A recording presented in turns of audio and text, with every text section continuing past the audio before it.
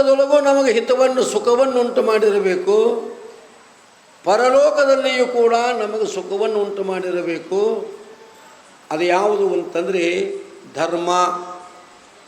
ಧರ್ಮಾತ್ ಸುಖಂ ಭವತಿ. ಯಾವ ಶಾಸ್ತ್ರದೊಳಗೂ ನೀವೊಂದು 100 ಕೂರಿಗೆ ಭೂಮಿ ಗಳಿಸಿದ್ರೆ ಸುಖ ಆಕ್ಕತಿ ಅಂತ ಬರೋದಿಲ್ಲ. ನೀವೊಂದು ಕೋಟಿ ಗಂಟಲೆ ದುಡ್ಡು ಗಳಿಸಿದ್ರೆ ಸುಖ ಆಕ್ಕತಿ ಅಂತ ಯಾವ ಶಾಸ್ತ್ರದಲ್ಲಿಯೂ ಬರೋದಿಲ್ಲ. ಒಂದು ಹೆಂಡತಿ ಅಲ್ಲ, ಅವ್ಯಾವ 361 ಹೆಂಡ್ರನ್ನು ಮಾಡ್ಕೊಂಡಿದ್ದಂತ ಒಬ್ಬ ರಾಜ. ಇವರಿಂದ ಸುಖ ಆಕ್ಕತೇನು ಅಂತಂದರೆ ಇಲ್ಲ.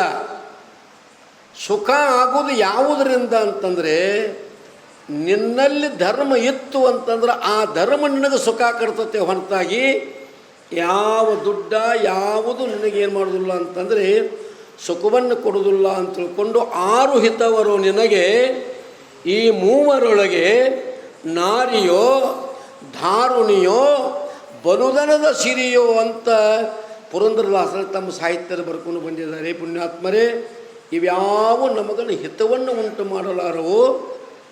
ಇವೆಲ್ಲ ಬೇಕು. ಎದಕ್ಕೆ ಬೇಕು ಅಂದ್ರೆ ನಾವು ಬದುಕಾಕಬೇಕಷ್ಟ.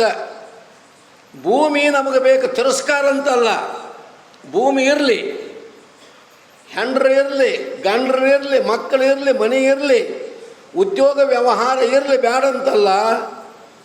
ಇವೆಲ್ಲ ಎದ್ರ ಸಾಧನಗಳು ಅಂದರೆ ಇವೆಲ್ಲ ಬದುಕುವ ಸಾಧನಗಳೇ ಹೊರತಾಗಿ ಸುಖದ ಸಾಧನಗಳು ಇವ್ಯಾವೂ ಅಲ್ಲ.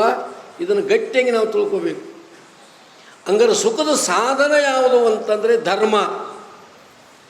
ನೀ ಧರ್ಮವನ್ನು ಸಂಗ್ರಹ ಮಾಡಿದೆ ಅಂತಂದರೆ ಆ ಧರ್ಮ ನಿನ್ನ ಜೊತೆಗಿದ್ದ ನಿನಗೆ ಏನು ಮಾಡ್ತದಂದ್ರೆ ಈ ಲೋಕದೊಳಗೂ ನಿನಗೆ ಹಿತವನ್ನು ಉಂಟು ಮಾಡ್ತದೆ, ಪರಲೋಕದಲ್ಲಿಯೂ ನಿನಗೆ ಹಿತವನ್ನು ಉಂಟು ಮಾಡುತ್ತದೆ. ಹಾಗಾದರೆ ಆ ಧರ್ಮದ ಉತ್ಪತ್ತಿ ಯಾವುದರಿಂದ ಆಗ್ತದೆ? ಏನು ಮಾಡಿದರೆ ನಮ್ಮ ಹೃದಯದಲ್ಲಿ ಧರ್ಮದ ಉತ್ಪತ್ತಿ ಆಗ್ತದ ಅಂತ ಕೇಳಿದರೆ ಸತ್ಯೇನ ಜಾಯತೆ ಧರ್ಮ. ನೀ ಸತ್ಯವಂತನಾಗಿ ಈ ಭೂಮಿ ಮೇಲೆ ಬದುಕಿದಿ ಅಂತಂದರೆ ಅದರಿಂದ ಧರ್ಮದ ಉತ್ಪತ್ತಿ ನಿನ್ನ ಅಂತಃಕರಣದಲ್ಲಿ ಹುಟ್ಟುತ್ತದೆ. ಸತ್ಯೇನ ಜಾಯತೆ ಧರ್ಮ. ದಯಾ ಮತ್ತು ದಾನೇನ ವರ್ಧತೆ. ಆ ಹುಟ್ಟಿದ ಧರ್ಮ ದಯಾ ಅಥವಾ ಕರುಣೆ ಮತ್ತು ದಾನ ಇವುಗಳಿಂದ ಏನು ಮಾಡ್ತದೆ ಅಂತಂದರೆ ಆ ಧರ್ಮ ಅನ್ನುವಂಥದ್ದು ಬೆಳೀತದೆ. ದಯಾ ದಾನೇನ ವರ್ಧತೆ. ಕ್ಷಮಯ ತಿಷ್ಟಂತಿ ಧರ್ಮ. ಕ್ಷಮಾಗುಣ ಇರಬೇಕು ಮನುಷ್ಯನಲ್ಲಿ. ಇನ್ನೊಬ್ಬರು ತಪ್ಪು ಮಾಡಿರ್ತಾರೆ, ತಪ್ಪು ಮಾಡಿದಾಗ ಅವ್ರಿಗೇನು ಮಾಡಬೇಕು ಅಂದ್ರೆ ಕ್ಷಮೆಯನ್ನು ತೋರಿಸ್ಬೇಕು. ಅವರಲ್ಲಿ ಕ್ಷಮಾಗುಣವನ್ನು ನೀ ತಾಳ್ಕೊಂಡು ಅಂತಂದರೆ ಅದರಿಂದ ಧರ್ಮ ನಿನ್ನ ಅಂತಃಕರಣದೊಳಗೆ ನಿಂದಿರ್ತದೆ. ಕ್ರೋಧಾನು ನಶ್ಯತೆ ಧರ್ಮ. ನೀ ಗಾಡಿಗಿಟ್ಟು ಸಿಟಿಗೆ ಹೇಳಕ್ಕೆ ಹತ್ತಿದೆ ಅಂತಂದರೆ ಇದ್ದು ಧರ್ಮ ಎಲ್ಲ ನಿನ್ನ ಏನು ಮಾಡ್ತೈತೆ ಅಂದರೆ ನಿನ್ನ ಅಂತಕ್ಕಂಥ ಕೈ ಬಿಟ್ಟು ಹೋಗಿ ನಿನ್ನ ಬರಗೈ ಬಂಟನನ್ನಾಗಿ ಮಾಡಿ, ನಿನ್ನ ಅಧರ್ಮಿಯನ್ನಾಗಿ ಮಾಡಿ, ನಿನ್ನ ನರಕ ಕೂಪಕ್ಕೆ ಒಯ್ಯುವಂಥದ್ದಾಗ್ತದೆ.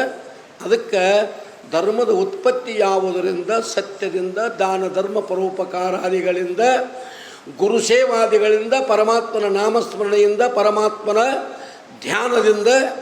ಇವೆಲ್ಲವೂ ಧರ್ಮದ ಉತ್ಪತ್ತಿಯ ಸಾಧನಗಳು. ಅದರೊಳಗೆ ತೀವ್ರ ಧರ್ಮ ಉತ್ಪತ್ತಿ ಆಗಬೇಕಾಗಿತ್ತು ಅಂದ್ರೆ ದಯಾ ದಾನೇನ ವರ್ಧತೆ. ನಮ್ಮ ಜೊತೆಗೆ ಬರೋದು ನಾವು ಮಾಡಿದ ಪುಣ್ಯ, ನಾವು ಮಾಡಿದ ಧರ್ಮ ನಮ್ಮ ಜೊತೆಗೆ ಬರ್ತೈತೆ ಹೊರತಾಗಿ ಲೋಕದೊಳಗೆ ಇನ್ಯಾವುದೂ ನಮ್ಮ ಜೊತೆಗೆ ಬರೋದಿಲ್ಲ.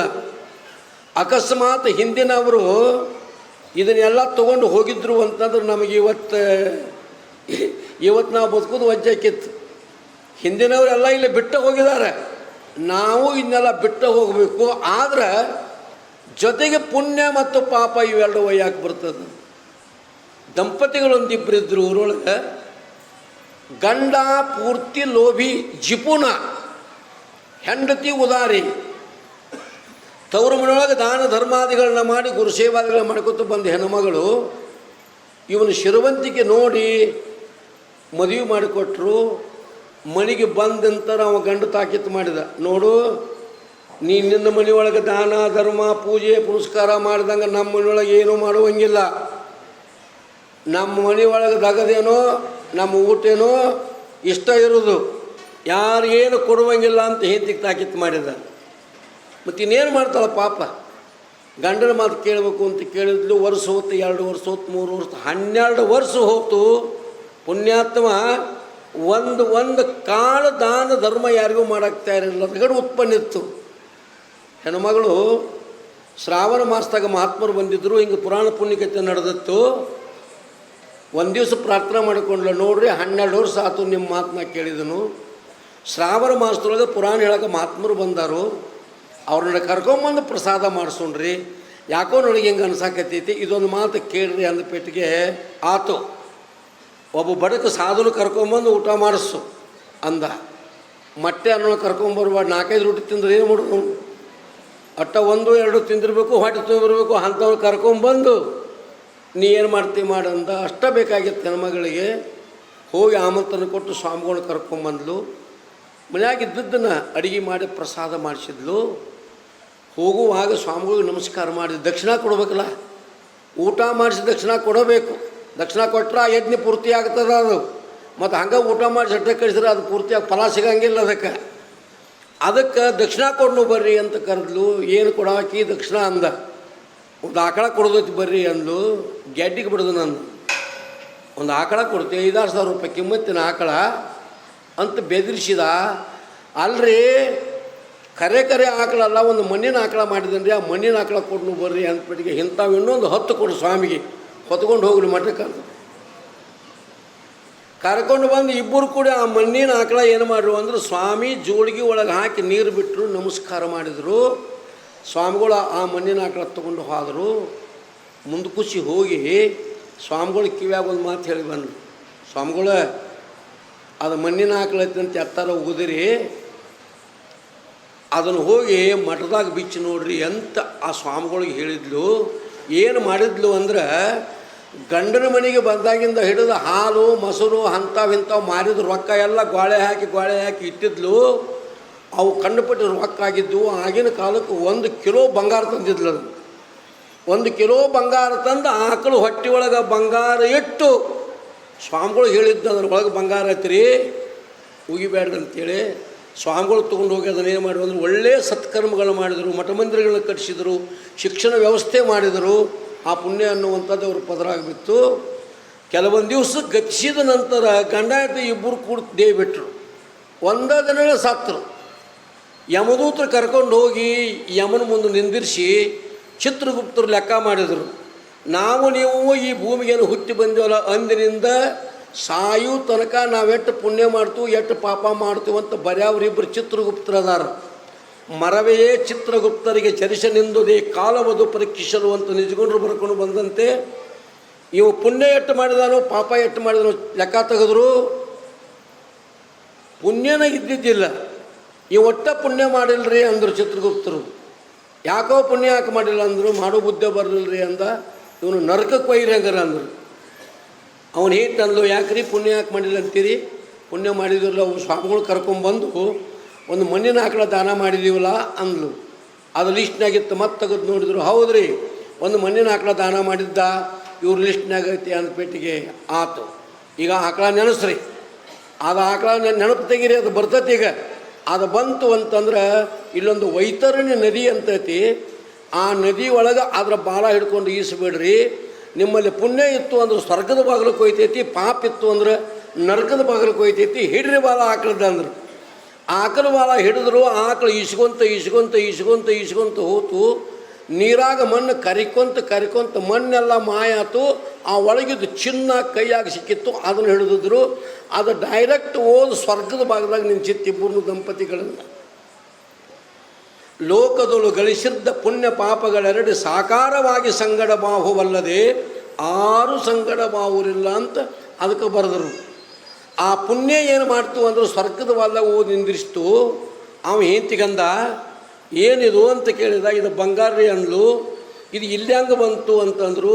ಇಲ್ಯಾಂಗೆ ಬಂತು ಅಂದ್ರೆ ನಾಮ ಕೊಟ್ಟದ್ದು ನಮಗೆ ಬಂದೈತ್ರಿ ಅಂದ್ಲು. ನಾವ್ಯಾವಾಗ ಇದನ್ನು ಕೊಟ್ಟಿದ್ದೀವಿ ಅಂತ ಗಂಡ ಕೇಳಿದ.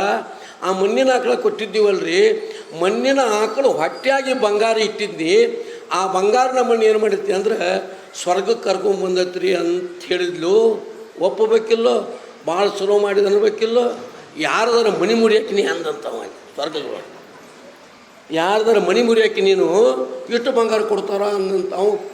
ಅಂದ್ರೆ ಪುಣ್ಯ ಪಾಪದ ಪ್ರಜ್ಞಾನ ಇಲ್ಲ ಕೆಲವು ಜನರಿಗೆ. ನೆರೆ ಪುಣ್ಯ ಪಾಪಗಳನ್ನು ಅರಿಯದೆ ನಿಜ ಉದರ ಪೋಷಣೆಯೇ ಬಲ್ಲವರಾಗಿ ಮರ ಹುಟ್ಟಿ ಮರ ಬೀಳುವ ಸಾಯುವ ಥರದ ಮೂಢ ನರನೇ ಕನಿಷ್ಠನೆಂದೆನಿಸುವನು ಅಂತ ಹಿಂಗಾಗಬಾರ್ದು. ನಾವು ಮಾಡಿದ ಪುಣ್ಯ ಪಾಪ ನಮ್ಮ ಜೊತೆಗೆ ಬರ್ತದೆ, ನಮ್ಮನ್ನು ಕಾಪಾಡ್ತದೆ. ಅದಕ್ಕೆ ಧರ್ಮವಂತರಾಗೋನು ಅಂತ ಹೇಳ್ತಾ ಈ 4 ವಾಕ್ಯಗಳನ್ನು ಗುರುದೇವನ ಚರಣಕ್ಕೂ ತಮ್ಮೆಲ್ಲರ ಕರಣಕ್ಕೂ ಅರ್ಪಿಸಿ ನಾನು ಮಾತು ಮುಗಿಸ್ತಾ ಇದ್ದೇನೆ. ಪೂಜ್ಯ ಶ್ರೀ ಸಚ್ಚಿದಾನಂದ ಶ್ರೀಗಳವರು ತಮ್ಮ ಪ್ರವಚನ ಸುಧಿಯನ್ನು ನೀಡಿಯಾದ ಮೇಲೆ ಶ್ರೀಗಳವರ ಆಶೀರ್ವಚನ ಮುಗಿದಾದ ಮೇಲೆ ಒಂದು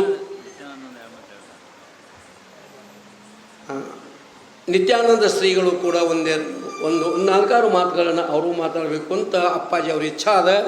ಅವರು ಒಂದು 10 ನಿಮಿಷಗಳ ಕಾಲ, ಪೂಜ್ಯ ಸಚ್ಚಿದಾನಂದ ಶ್ರೀಗಳು 10 ನಿಮಿಷಗಳ ಕಾಲ, ಆನಂತರ ಶ್ರೀಗಳವರ ಆಶೀರ್ವಚನ, ಭಕ್ತಾದಿಗಳಿಂದ ಭಕ್ತಿ ನಾಣ್ಯಗಳ ತುಲಾಭಾರ ಕಾರ್ಯಕ್ರಮ 1 ತುಲಾಭಾರ ಇದೆ.